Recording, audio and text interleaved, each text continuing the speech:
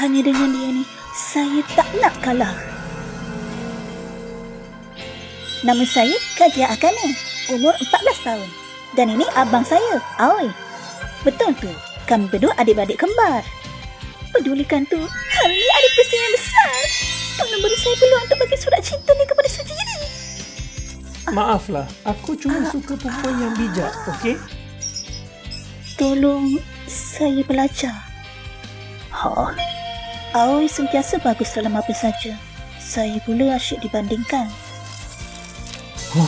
Aku dapat tempat kedua. Perkara macam tu tak patut berlaku. Sudiri, cerialah sikit. Diamlah. Hari-hari kau cuma main, gelak dan bersonok je. Perempuan bodoh. Dia bukannya bodoh. Lahir-lahir dah bodoh. Aoi, jangan bergurau lah. Aku sangat kuat, okey? Aku bukan macam dulu. Kalau kita gaduh ke, aku cedera ke, aku takkan nangis lagi. Aoi, kau akan sentiasa jadi pesaing aku. Bersedahlah. Waktu yang terhenti di antara mereka akhirnya mula berubah.